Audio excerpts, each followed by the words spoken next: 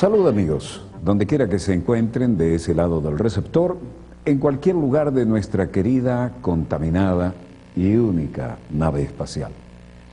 La misma que, desde la última vez que nos vimos por estos medios, ha dado otra vuelta sobre su eje imaginario y, por supuesto, sigue generando acontecimientos en pleno desarrollo.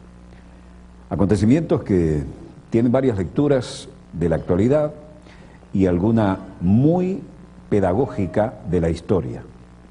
Hoy vamos a repasar los muy dramáticos años de la década del 60, cuando estuvimos así, pero así, de una guerra nuclear, y aquí en nuestras narices.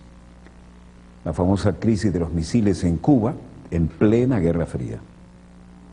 En ese momento teníamos un teatro de operaciones nuclear exactamente en el norte franco, en el Caribe, un Kennedy que fue más allá de lo que cualquiera hubiera esperado, no solo en su mandato a la gente que mandó como Adlai Stevenson a las Naciones Unidas, sino en las decisiones que tomó en Washington y cómo se atrincheró en su posición.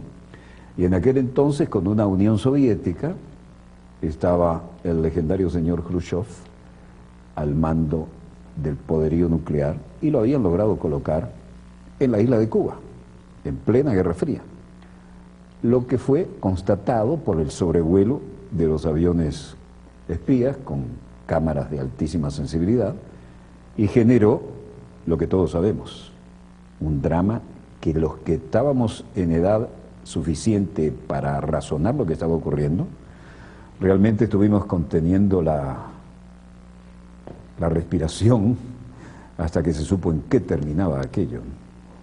2 semanas inolvidables. Pero vamos a otro lado del mundo, vamos a Japón.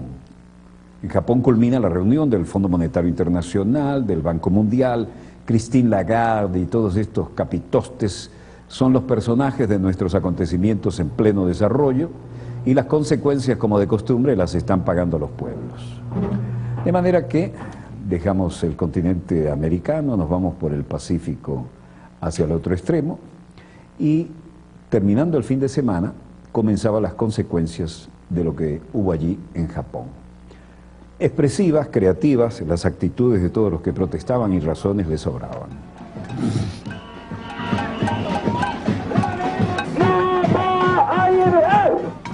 Las protestas del ministro de Alemania, Wolfgang Schäuble, las duras críticas a la actuación de la eurozona contra la crisis actual, marcaron el encuentro anual del Fondo Monetario Internacional celebrado estos días en Tokio. De hecho, eso se sumó a las protestas de la juventud en la calle, que era la misma de la Europa y la de todo el mundo.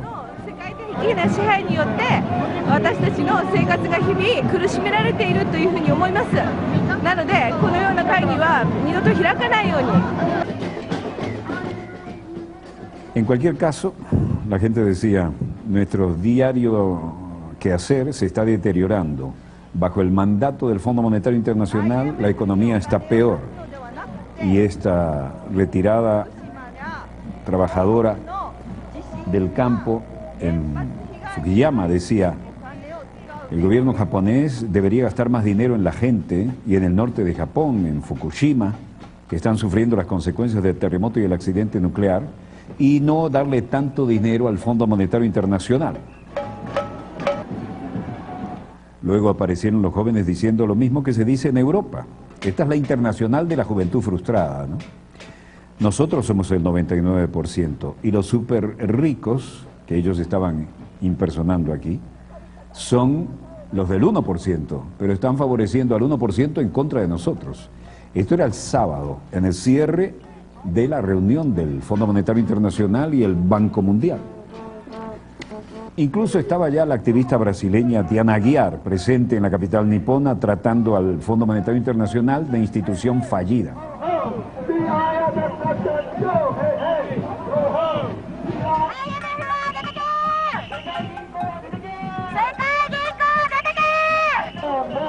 De hecho, en la declaración final del encuentro, los 188 países miembros subrayaron la necesidad de una actuación decisiva, sobre todo en lo que respecta a Europa, y mencionaron de forma concreta que consideran que debe pasar cosas muy importantes para evitar que la crisis se extienda a todo el resto del mundo, que el tema no es solo de Europa.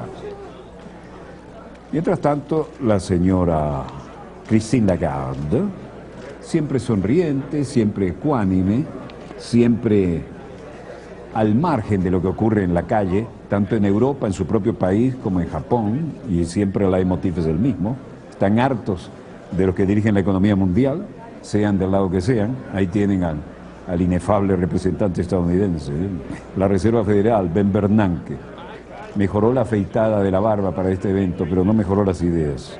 Wolfgang Schäuble y el canciller del Exchequer, es decir, el ministro de Finanzas del Reino Unido, George Osborne, el titular del Banco de Japón, Masaaki Shirakawa, y el vicegobernador del Banco del Pueblo de China, Ji Gang, que representa al secretario general del Fondo Monetario Internacional, que está junto a él, Jin Jianyai. Todo muy bonito, todo muy bien escenografiado, pero el cambio en la Unión Europea, dice, cuando se observan los datos objetivos, sorprende la fijación con Europa, declaró el presidente de la Asociación Alemana de Cajas de Ahorro, Georg Fahrensson. Schäuble lo resumió con una queja: sale barato vapulear al euro. El ministro alemán debió llevarse una sorpresa en Tokio porque antes del viaje había programado un artículo en The Wall Street Journal en el que él y sus homólogos europeos llegaban a la cita por fin con buenas noticias, y todo salió al revés.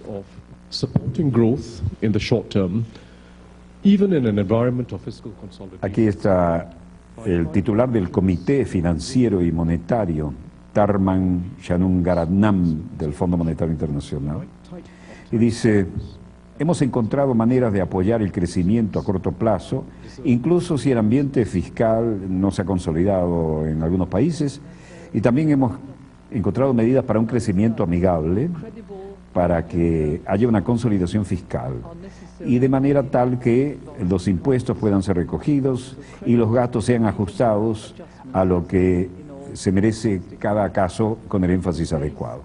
Christine Lagarde dijo: todos reconocemos que, aunque creíble, el medio término fiscal de ajustes es necesario y todos los avances en las economías tienen que ser adaptados a la realidad fuerte que estamos haciendo frente aquí.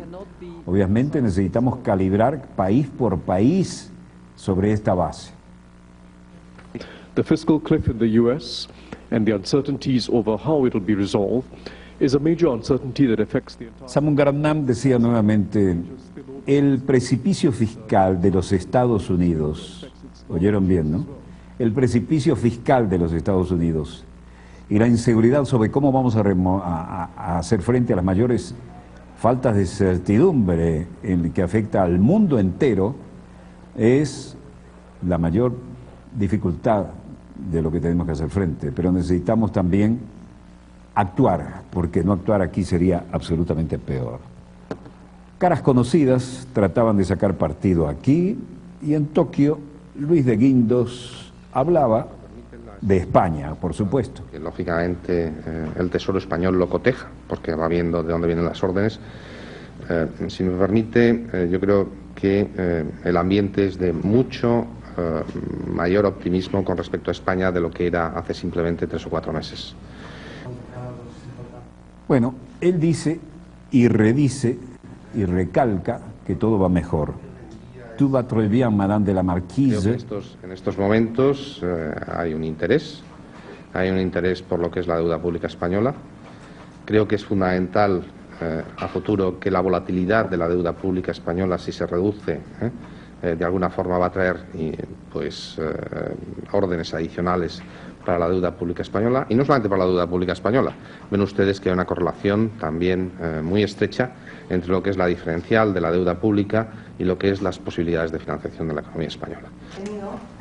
El Fondo Monetario divulgó un comunicado final de la Asamblea de Tokio, ¿no? Y dijo: no se ha detectado objeción alguna a la recomendación que dimos a los países miembros, que era la de actuar, tienen que actuar, deletreó ACTUAR, la señora Christine Lagarde. Mit einem PSI von 53,5%. Und ich weiß zufällig. Wolfgang Schäuble dijo, el segundo programa de ayuda para Grecia ya implementado el año pasado era mucho más duro de trabajar, pero de acuerdo al sector privado, el PSI es del 53% y recuerdo claramente que hubo muchísimo trabajo para convencer a los que estaban involucrados en que tenían que lograr esas metas. Por ahora las mantenemos en curso y parece que intentan cumplir. Pero aquí hay problemas internos, dificultades por el costo político de estas medidas que pueden empeorar las actividades de negocios. Es un verdadero desafío en el que deben creer. Grecia no puede seguir, ni nosotros podemos seguir, buscando una solución en la que todo el mundo sabe que no hay sustancia si no hay sacrificio. Fue bastante duro el hombre y dijo algunas generalidades tratando de suavizar la expresión y las palabras, cosa que no es el estilo de él. Pero aquí trató de ser académico y quirúrgico. Und kommentieren, und bis dahin ist der Fantasie vieler, die sich daran beteiligen wollen, keine Grenzen gesetzt, aber die Finanzminister kommentieren es nicht. Sie haben betont, dass mit Frau Lagarde. Aquí dijo, esperamos que la Troika pueda finalizar el trabajo en Grecia y que pueda venir con un reporte.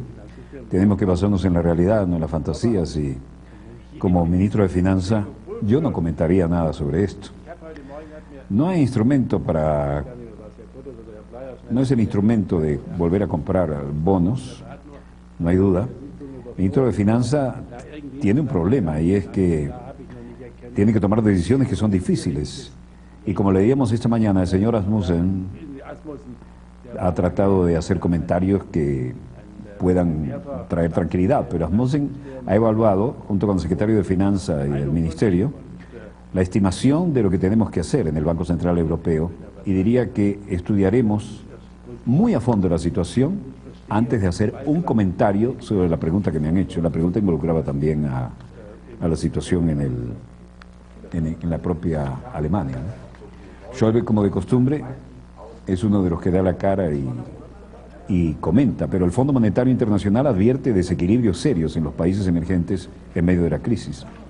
Las políticas monetarias cómodas pueden provocar grandes flujos de capitales hacia las economías emergentes y conducir a la formación de una burbuja financiera en los precios de ciertos activos y al nacimiento de desequilibrios financieros.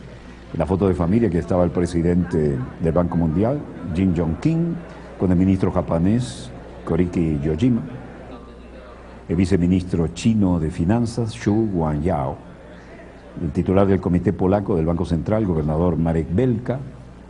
Aquí estaba toda la familia, todos los compicos y los no tanto, ¿no? Jim Yong-kim dijo, estamos muy impresionados con la forma en que hemos ido a través de esta situación tan difícil. Ha habido gente que ha dado bastante apoyo en esto y los actuales gobiernos son especialmente dedicados a darle fe y credibilidad a la medida que estamos tomando y a través de las cuales esperamos incluso mayores reformas, dijo. Dijo que el organismo, la seguridad alimentaria, el organismo se refería al Banco Mundial, y la reducción de la pobreza son la prioridad. Enfatizó que la situación financiera del banco es bastante sostenible y que está en condiciones de intervenir a petición de sus miembros. Luego, en Schelle, Germany, Alemania, la canciller alemana dijo, Die Leute konnten protestieren und alle, die keine Gewalt angewandt haben, sind hinterher nicht ins Gefängnis. honestamente estoy aliviada, creo que puedo volver a casa, la gente puede continuar demostrando, aunque no haya mucho uso de estas demostraciones, no creo que vayan a ir a la cárcel, y me gusta esto, la gente se le debe permitir que manifieste, ¿no? Que proteste. Puedo manejar eso, he vivido 34 años en un país donde no se permitía hacer protestas, haciendo referencia a aquella era de Europa Oriental. Y esto por lo que estoy diciendo aquí, que cada uno debe tener su opinión, sin que se le fuerce. Y esto es para decirles que vamos a proceder con lo que creemos, asumiremos las consecuencias, y esto es la democracia. Nosotros nos reunimos para hablar de la verdad, y pienso que también debemos tener socios en los que podamos confiar. Y diciendo esto, la mejor seguridad, me temo, es la forma tradicional alemana, ¿no? Adaptar la realidad, trabajar sobre ella. Yo no diría que esto es aplicable a todos, pero el crecimiento es lo que nos va a llevar a estar más de acuerdo con lo que hemos firmado, los acuerdos. Y estoy profundamente convencida de que continuaremos luchando por una mejor Europa cada día. En esto, obviamente, con un gran sentido político, suavizó la postura y descartó una moratoria que consideraba inevitable para Grecia, ¿no? Y hubo un enfoque mucho más conciliatorio por parte de la canciller.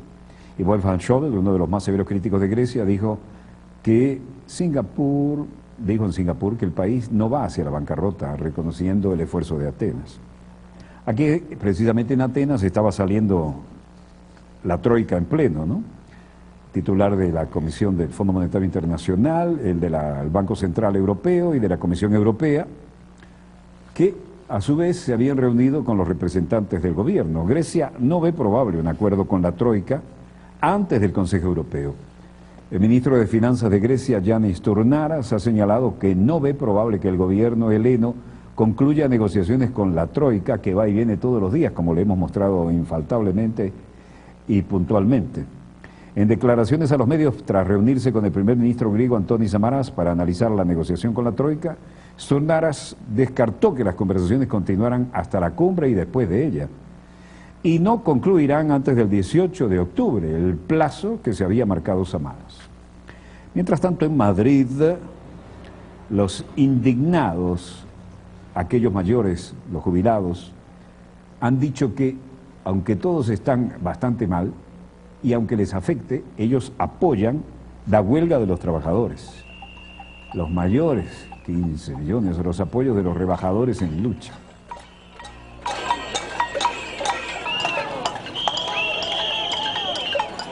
José García, un desempleado, Ángeles, una desempleada, y Emilio Hernás, un estudiante, nos darán opinión de la purga por la que están pasando. Nosotros no debemos esa deuda y no la vamos a pagar. Y nosotros pagamos lo que ellos se están derrochando. Pero bueno, ¿en qué país vivimos? ¿Esto es democracia? ¿Esto qué es?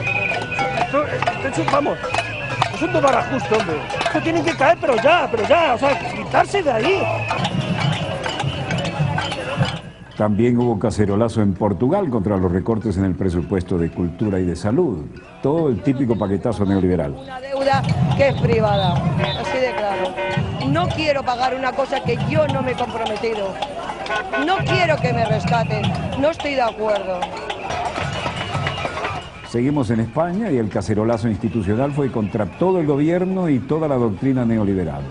Están viviendo a costa de nosotros, están llevando nuestro dinero y luego no hacen nada con todos los recortes, no hacen nada con ellos, no nos ayudan. Esa huelga no es nuestra, no la debemos y no la pagamos. Ninguno de nosotros presionó a los bancos para prestar enormes sumas de dinero a especuladores inmobiliarios codiciosos. No obstante, se nos está pidiendo que paguemos por los errores de otros. Así lo dijo una funcionaria, María Costa. Con la tasa de desempleo cercana al 25%, los jóvenes son los que llevan la peor parte, y los jubilados ni se digan.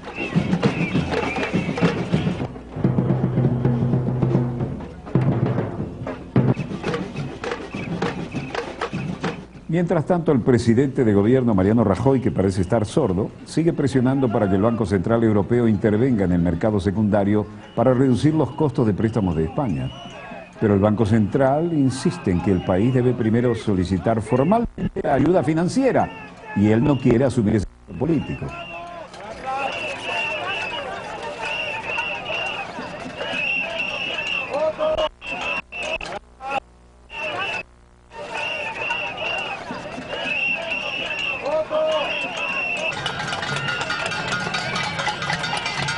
Por supuesto, esto es Madrid y la cosa se pone más ruidosa y creativa y con menos pelos en la lengua y con menos ropa en el cuerpo. Ya en Portugal se habla de la esperada huelga general.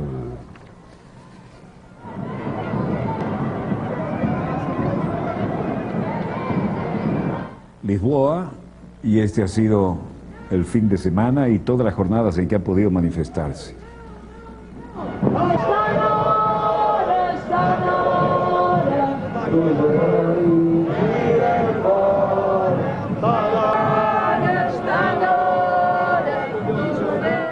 Miles y miles de personas para protestar por los recortes del gobierno de centro-derecha, mientras el presidente Aníbal Cavaco Silva, nada. E que certamente todos devem se unir e todos devem realmente juntar-se a todas as iniciativas que se façam para, tendo em vista, derrubar o governo que está iminente para todos os efeitos. Suficiente de esta creciente explotación, es tiempo de que el gobierno se vaya. Los portugueses estamos en una situación muy delicada. Todo lo que queremos es hacer todo lo posible para tumbar este gobierno. Y su caída es inminente.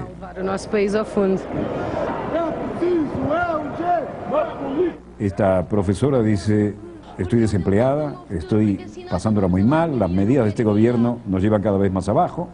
La estudiante Andrea decía, estoy luchando por mi futuro y no quiero tener que irme de Portugal. Estamos hartos de hipócritas, usurpadores, lacayos, sádicos, todos los argumentos en un acrónimo a favor de los que protestan, pero nada a favor del gobierno.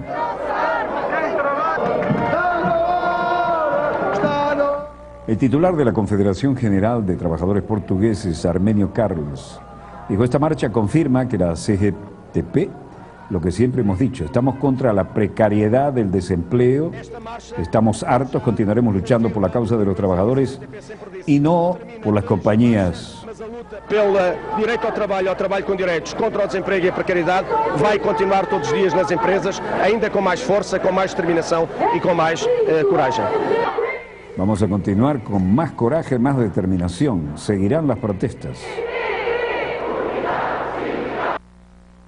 Bueno, esto ya es harina de otro costal. Esto es Londres y un templo histórico, ¿no?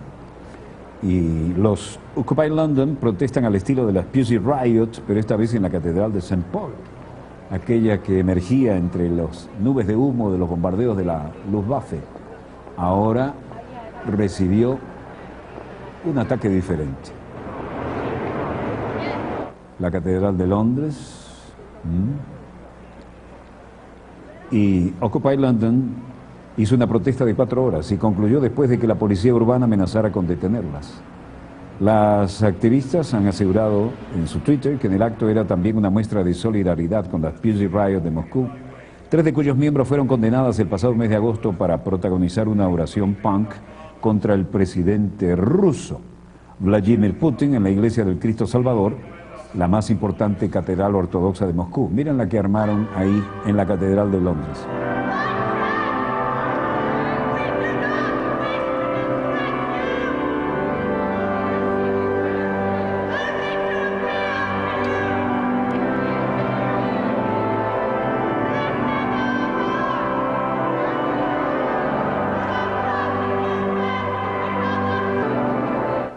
Por supuesto, el clásico órgano intentó no acompañarlas, sino taparlas. La protesta duró 4 horas.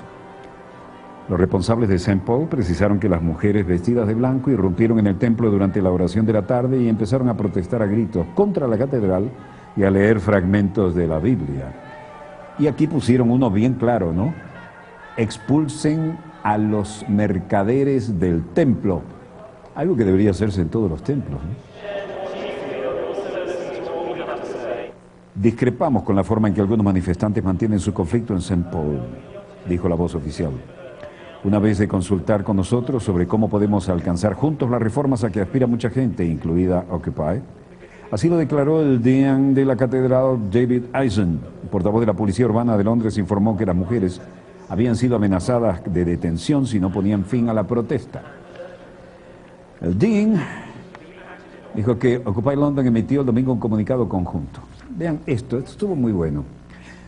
Yo recordaba, y nos tocó transmitir la experiencia en casos anteriores. Esta es la experiencia de Joseph, el austríaco, Felix Baumgarten, primer hombre en romper la barrera del sonido. ¿Cómo lo logró?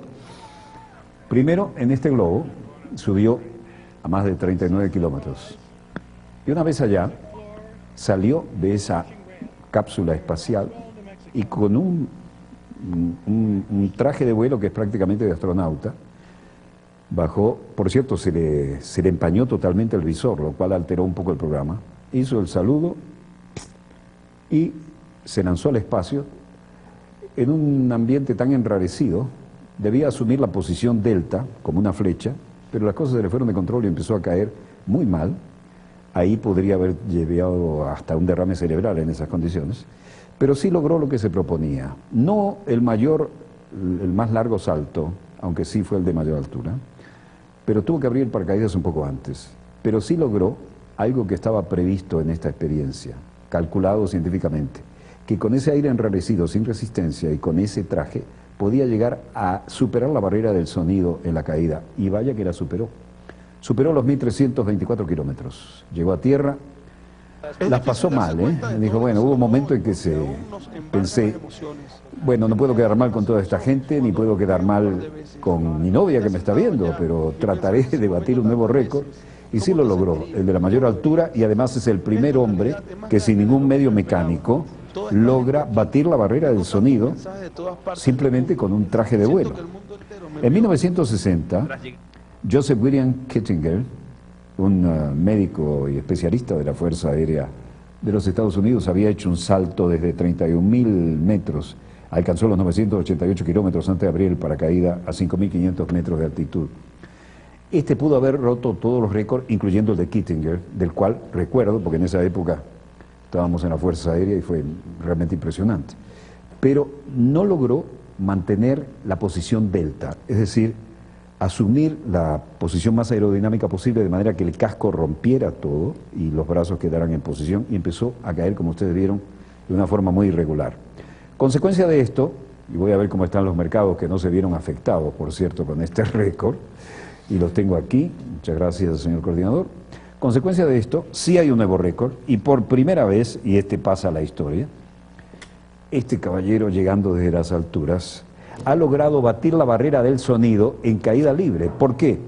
Porque hay tal enrarecimiento, prácticamente ausencia de aire a esas alturas, que se puede alcanzar esa velocidad sin que el roce y el calor lo desintegren.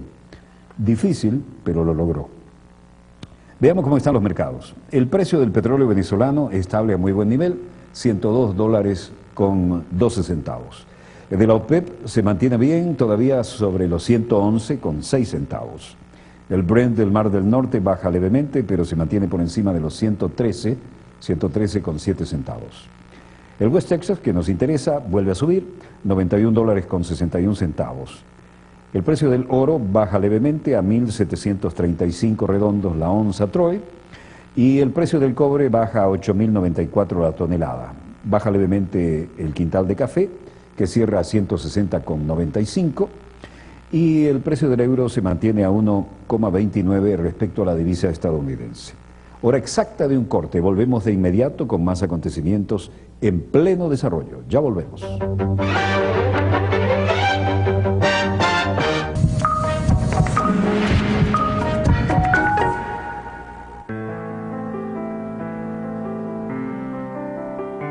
Una computadora es más que un equipo, es una ventana en un hospital.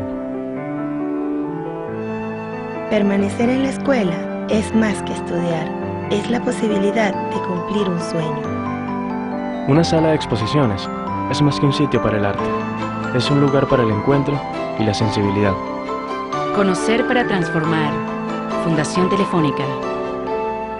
Esta semana, en el marco del inicio de los diálogos de paz en Colombia, Telesur le brinda una selección de programas que muestran la lucha de un pueblo por reivindicar los derechos de sus comunidades, quienes durante más de 50 años han clamado por la reconciliación en su nación. Lunes, yo también quiero ser libre.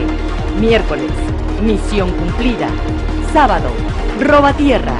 Esta semana, solo por Telesur, la señal informativa de América Latina. Telesur, la señal informativa de América Latina.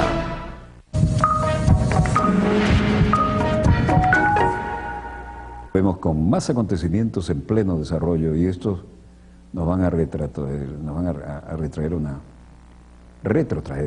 a una etapa, no castiguemos el idioma, retrotraer a una etapa tan dramática que los que teníamos conciencia en esos años, y hablo de 1962, plena Guerra Fría, nunca podremos olvidar lo que se sentía en toda nuestra querida, contaminada y única. Estuvimos así de una guerra nuclear, es decir, la última guerra, ¿no? Allí se jugaban tres grandes protagonistas. Nikita Khrushchev, bloque soviético, época de la Guerra Fría, donde la Unión Soviética llegaba hasta aquí, hasta la mitad de Berlín. Vaya que nos tocó eso en las maniobras de la OTAN en la Guerra Fría, se veía y se sentía aquello. Y Estados Unidos con otro protagonista histórico, John Fitzgerald Kennedy, que llevó la apuesta al máximo. Realmente hay mucho que estudiar todavía de hasta dónde se arriesgó. Y el otro gran protagonista, que es el que sigue con nosotros, vigente, lúcido, Fidel Castro, a 90 millas de la Florida, ya habían logrado poner misiles y cargas nucleares en la isla. Bueno, de no haberse solucionado la cosa como se solucionó aquí, sinceramente no estaríamos hablando ahora, ¿no? Y el mundo sería otro, no sabemos si con nosotros a bordo. Esto suena apocalíptico, pero realmente había, como lo hay ahora, acumulación de armamento nuclear para destruir la humanidad 70, 80 veces. Y nunca, oigan bien, los que no vivieron esa época, nunca estuvimos tan cerca de un disparate, un Armagedón nuclear. Veamos los acontecimientos en pleno desarrollo. Fueron épocas donde nuestra querida, contaminada y única pudo haber quedado, a partir de aquí, sin habitantes o camino de estar sin habitantes. Y luego, tan contaminada como Fukushima. Los viejos vikingos de la Fuerza Naval estadounidense estaban en lucha, preparándose en condición de combate, aunque este era un modelo un poquito más, un Skyhawk de lo que se usaron en Vietnam, ¿no? Noble avioncito, el mismo que usaron los argentinos en las Malvinas, y aún así les dieron trabajo a los británicos. Todo el despliegue aeronaval de Estados Unidos en la zona, y todo el despliegue, este sí era el que mencioné, todo el despliegue y la fotografía aérea, que en ese momento era lo que se contaba con gran perfección y no con la calidad y cantidad de satélites que tenemos ahora, indicaban que en 1962 aparecían rastros evidentes con vuelos rasantes sobre Cuba y algunos no tan rasantes, con vuelos de altura pero riesgosos, con U-2 incluso, y alguien que apretó el botón y derribó uno de los aviones, demostraban, y por eso el gobierno en Estados Unidos se puso en estado de shock, miren quién va ahí. Guantánamo incluso dijeron, todos los que no tengan necesidad de estar allí, váyanse con sus familias de vuelta a Estados Unidos, porque aquí viene la guerra. No se iban a salvar en Estados Unidos, ¿no? Pero sí mandaron de refuerzo más de 2.000 infantes de marina. La noche no tenía fin, se juntaba con el día en la Casa Blanca, y el presidente Kennedy saltó y dijo, hemos descubierto que hay no solo armamento nuclear en Cuba, sino que hay los misiles con los cuales pueden atacarnos. De todo equipamiento militar ofensivo enviado a Cuba. Allí puso un ultimátum y dijo, va la flota, va todo lo que tenemos y tienen un tiempo perentorio para retirar todo lo que han puesto como armamento ofensivo allí. Khrushchev tuvo que responder. El hombre salvó las apariencias, dijo que iban, y al final, cuando la pulseada se puso realmente difícil y el ultimátum brutal que mandó Kennedy se iba a cumplir, la política de esta nación considerar a los misiles nucleares, tanto en Cuba como en cualquier otra nación del hemisferio occidental, como un ataque de Rusia a los Estados Unidos. Y esto llevará a nuestra inmediata respuesta sobre territorio de Rusia. A partir de ahí, nunca estuvimos más cerca. Y los documentos desclasificados mostraron que el 27 de octubre un destructor estadounidense llegó a lanzar cargas de profundidad frente a las costas cubanas que casi accidentalmente estallaron delante del casco de un submarino soviético que iba equipado con armamento nuclear. En las Naciones Unidas, el secretario de Estado para el momento presentó a la Stevenson tremendas y contundentes pruebas, puso contra la pared a los soviéticos en ese momento, porque no había una línea oficial de admitir cómo se manejaría eso. La Organización de Estados Americanos puso toda su unanimidad en plena Guerra Fría, que era casi automática, en apoyo a los Estados Unidos. Cuba, desde luego, no presente allí. Las legendarias 4 bocas antiaéreas que han dado que hablar hasta en el Congo, la movilización total y las tropas con un Fidel Castro que desafiaba al propio Nikita Khrushchev y exigía que no se diera marcha atrás ante la amenaza de Kennedy. Kennedy, exoficial naval, se la jugó toda y al final dieron marcha atrás los soviéticos, mostraron para que los aviones los tomaran el momento en que retiraban los misiles y las cabezas nucleares. Fue un momento como nunca de tensión internacional. Washington respondió con el bloqueo a la isla y exigió el retiro de los misiles. No a la paz a expensas de la libertad, sino ambos, paz y libertad, aquí en este hemisferio y esperamos que en todo el mundo. Con la voluntad de Dios, esa meta será alcanzada. Esto no fue solo el episodio más peligroso de la Guerra Fría, fue el episodio más peligroso de la historia de la humanidad. Solo sobrevive Fidel. Donde está el Monte de las Banderas. Y este es el lugar, a nuestra espalda, donde se producen las grandes concentraciones, a veces 1 millón de personas, y donde todo el mundo hace sonar su claxon para protestar, porque estamos en el epicentro de las protestas. Eso es lo que se llama la tribuna antiimperialista, una gigantesca pantalla con apoyo audiovisual muy moderno, amplificación, números musicales de todo tipo, actos, discursos, masiva concurrencia. Y aquí tenemos el bosque de banderas, llamado aquí el Monte de las Banderas, con una frase de José Martí que dice: el que a la estrella sin temor se ciñe, como que crea, crece. Eso es de los versos libres, Yugo y Estrella, de José Martí. Y el 24 de febrero del 2006, año de la Revolución Energética en Cuba, se impuso aquí una gigantesca placa al pie del Monte de Banderas que dice: sirva este Monte de Banderas como respuesta del pueblo de Cuba a la torpe soberbia del gobierno de los Estados Unidos. 138 banderas cubanas ondearán dignas frente a los ojos del imperio para recordarle desde hoy cada uno de los años de lucha del pueblo cubano, cuando nuestros padres fundadores dieron el grito de independencia en 1868. Como entonces, ante la sombra luminosa de este gran monte de banderas, continuamos peleando como hombres y mujeres libres. 24 de febrero de 2006, año de la Revolución Energética en Cuba. Comienza ya la concentración en la tribuna antiimperialista y a la espalda de nuestra cámara vamos a mostrarles por qué es el epicentro.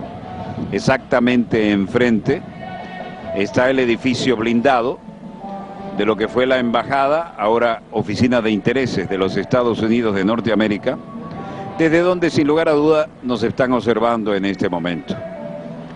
Algunos dicen que en el penthouse hay un bar donde se hace muchas cosas fuera de hora de trabajo, aunque allí se trabaja obviamente intensamente todas las horas del día, en un área tan sensible como Cuba y La Habana. Y otros dicen que allí está el mascarón de proa del Maine. Es una de las versiones. Nosotros vimos uno al fondo del césped en la residencia de la embajada hace muchos años, que decían que era el mascarón de proa del Maine. En todo caso, este es el epicentro.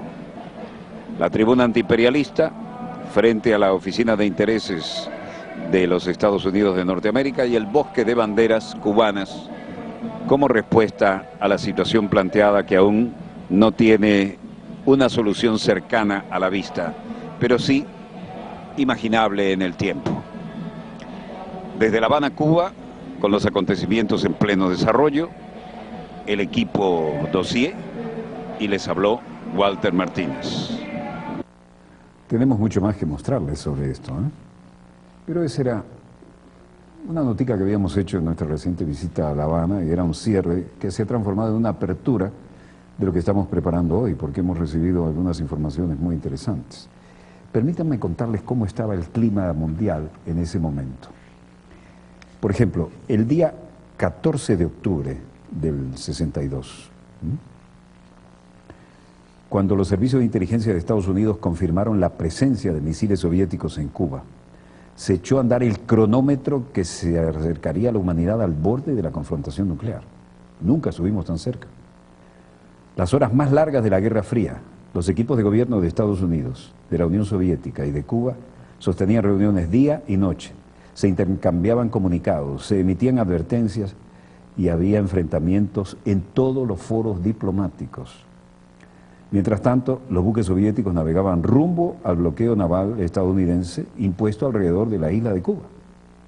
Y sobre ese particular quiero darle 2 minutos. El 14 de octubre, desde la primera hora de la mañana, un avión espía del tipo U-2 de la Fuerza Aérea Estadounidense sobrevuela la parte occidental de Cuba de sur a norte.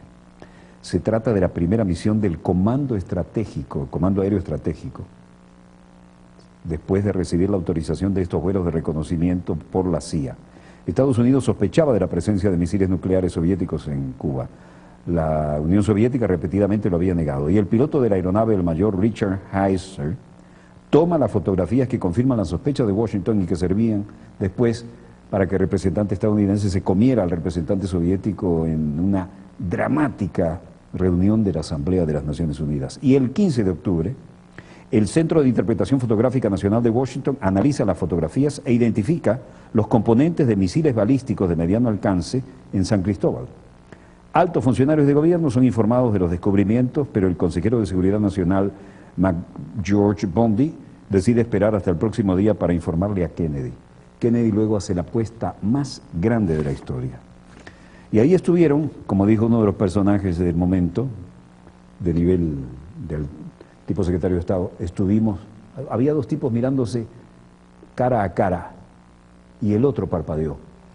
Bueno, gracias a que el otro parpadeó y era Nikita Khrushchev,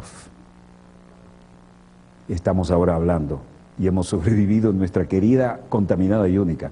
Veamos los acontecimientos y recordemos dónde estaban esos misiles.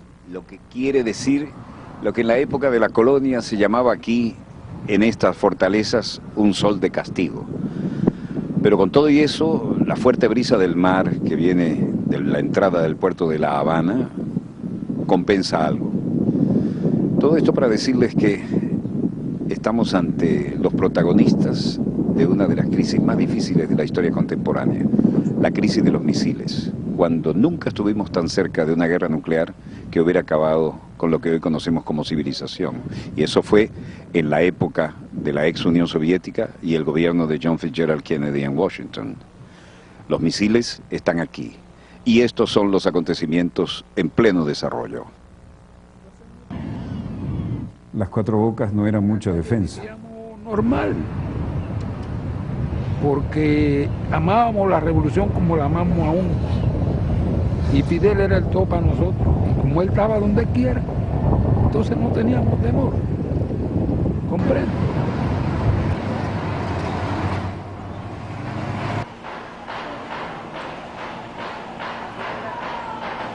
Visible, cerca, estaban las cañoneras americanas, allá en el horizonte, no sé cuántas millas náuticas, pero sí eran visibles, se veían desde lejos aquí de una forma amenazante y eso, la gente seguía pescando, tomando y enamorando en el malecón.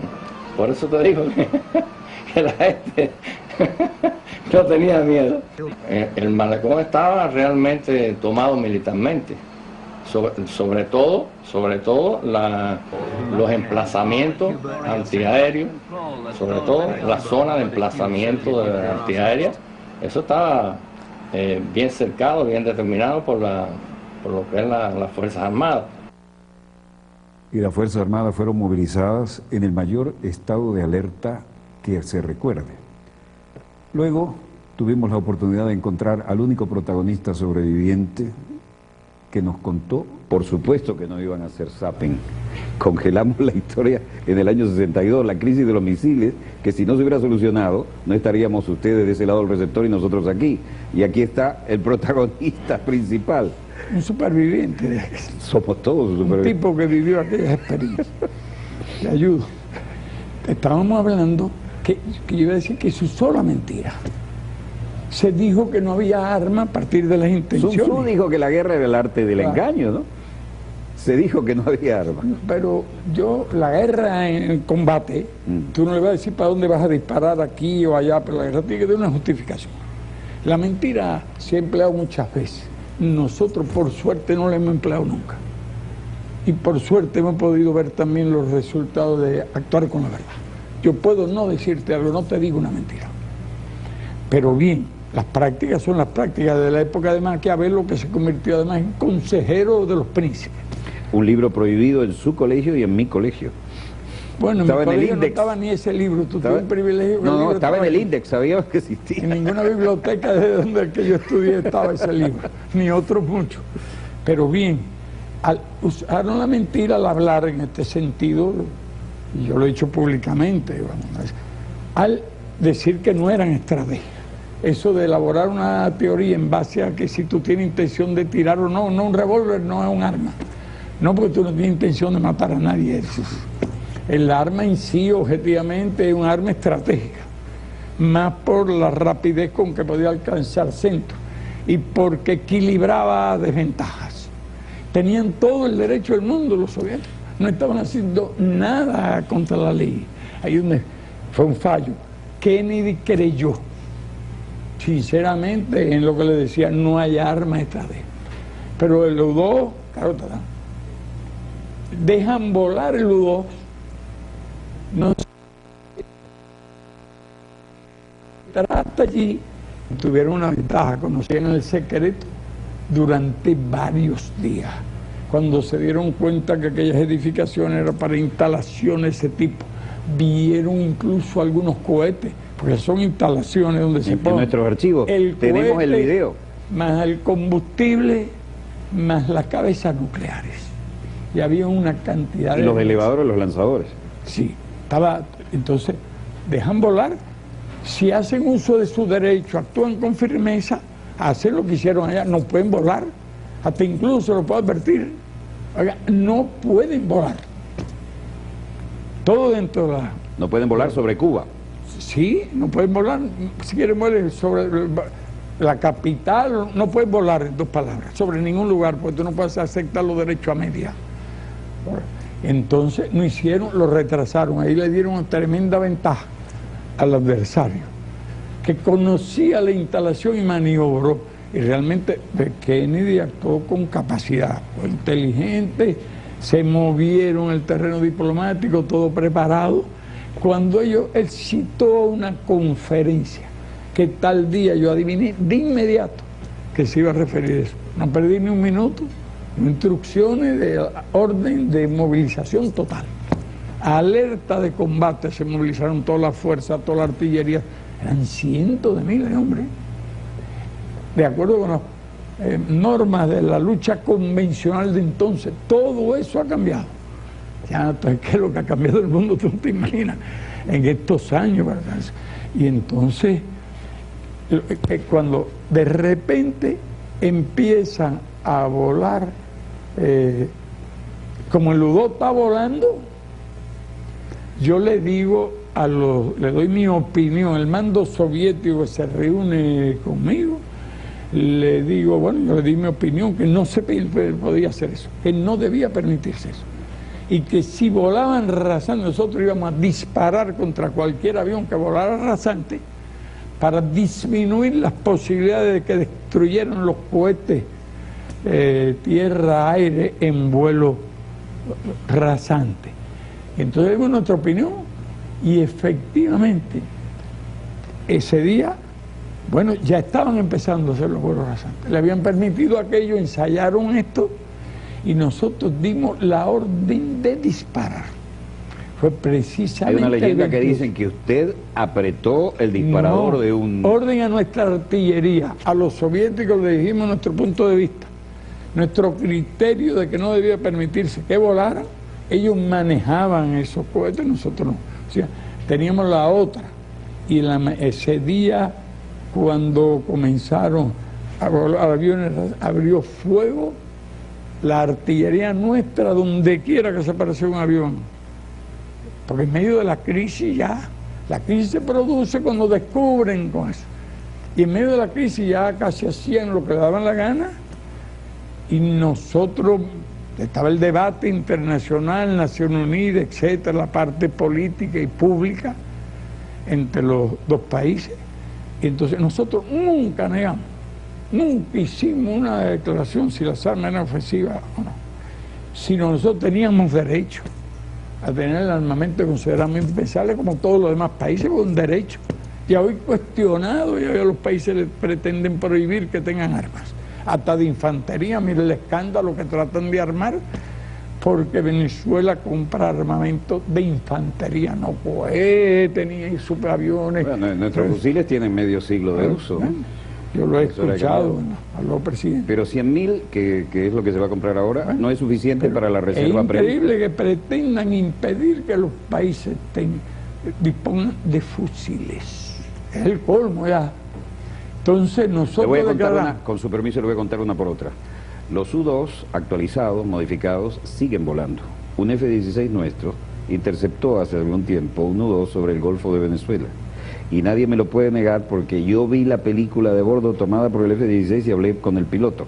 Obviamente no había intenciones de derribarlo, pero sí fue interceptado. Y volaban 30 kilómetros, yo ignoro el alcance que tiene la aviación de fue F-16. Algo más de 40.000 pies. Algo más, estaba muy cómodo el hombre. Él podía volar más alto. Sí, estaba muy cómodo. 40.000 pies, 45.000 pies. 45.000 metros, 14.000 metros. Sí, 14.000. Ellos volaban ya el F-16 sobre estaba Cuba crítico. a 30 kilómetros. No, tremendo, dejaba una... ¿Cómo a 30 kilómetros? Me acaba de decir que era rasante. 30, no, a los dos podían alcanzar aquella, retrataron aquella de los 30. Son dos historias. Tenemos las fotos. Claro, y entonces, así, en ese momento, y advertido ellos, le dijimos que abriríamos fuego.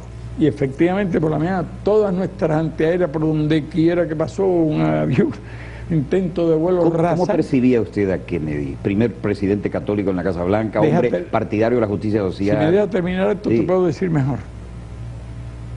Importante, nadie apretó botón. Nosotros dimos la orden de disparar a nuestra artillería. ¿Comprende? Es decir, ustedes no tenían control de los misiles. Los cohetes, pero eran aviones que lo derribábamos, hasta que da lo mismo un U-2 que... No, seguramente vendría a lo mejor un contraataque, pero no podíamos dejar que volara. Y entonces ellos, un soviético allá en Oriente, uno o dos que volaba de un extremo a otro y en cuestión de minutos, nadie sabe, se entusiasmó él o algo, un jefe allí local, alguien que a lo mejor reaccionó con mucha vergüenza, con mucha dignidad, y vio que los artilleros estaban disparando contra los vuelos rasantes y hizo así, psh, y disparó el cohete. Claro, los que volaban rasantes cuando vieron fuego de artillería son aviones muy rápidos, no son fáciles de derribar incluso con artillería, no. Es más fácil de derribar con los cohetes, son mucho más precisos. En aquel tiempo hay muchos cambios, tácticas, contratácticas, todo eso, y mejoras y contramejoras. Y entonces así es como se derriba el U-2, el 28. Y fue el momento más difícil de la crisis. Yo no pude haber apretado ningún botón, pero asumo la responsabilidad, pienso que fue absolutamente correcto, de que ordenamos abrir fuego a la artillería contra los aviones en vuelo rasante. No podíamos ordenarlo, si lo hubiéramos tenido antes no vuela el U-2, pero nosotros ni sabíamos, había 3 años de triunfo de la revolución, después costó mucho tiempo aprender el manejo de todas esas armas, pero esa es la historia real, y estoy respondiendo a la pregunta que me hiciste, por eso tenía que explicarte estos antecedentes para que se entiendan y que no estoy eludiendo, así con más detalles, que tal vez antes no haya dado así públicamente con esos detalles. Le agradecemos. Gracias a tu pregunta. Un breve corte y volvemos con más acontecimientos. Esta es la historia en pleno desarrollo. La historia nos llevó después a poder decir, estos dos hombres a los que gustaba ir de cacería, a los que decidían las cosas desde su posición antagónica, se marchan las armas estratégicas, pudieron haber tomado otra decisión. Todas las demás armas permanecen en nuestro país. Esa fue la respuesta final desafiante de parte de Fidel Castro, cuando dijo: todas las armas estratégicas se retiran. La decisión la habían tomado en buena hora, si no, no estaríamos aquí haciendo este programa, Nikita Khrushchev y John Fitzgerald Kennedy. Pero digo, todas las otras se quedan aquí en este país. Y por supuesto, a partir de ahí se escribió otra historia con un poco más de oxígeno, con un poco más de tranquilidad. Pero todos los que tuvimos uso de razón en esa época, supimos que el futuro de nuestra querida, contaminada y única pasó por aquí, y ciertamente de los tres grandes protagonistas, Nikita Khrushchev, John Fitzgerald Kennedy, que subió las apuestas hasta un punto que nadie esperaba del lado soviético, con un joven aparentemente sin experiencia presidente, fue el gran ganador de esta apuesta. Y de todos aquellos, el que sigue en pie para todavía escribir la historia, y la está escribiendo, es el doctor Fidel Castro Ruz. Como bien dijo uno de los grandes protagonistas, estuvieron dos tipos mirándose cara a cara y uno de ellos pestañeó. Si no hubiera sido por este pestañeo, nuestra querida, contaminada y única nave espacial sería otra, y probablemente no estaríamos aquí compartiendo con ustedes los acontecimientos en pleno desarrollo y aquellos de la historia que nos dan una lección en este momento. Donde quiera que se encuentren de ese lado del receptor, gracias por permitirnos estar allí con ustedes. A nombre del equipo Dossier, les habló Walter Martínez. Disponga usted de las cámaras, señor director.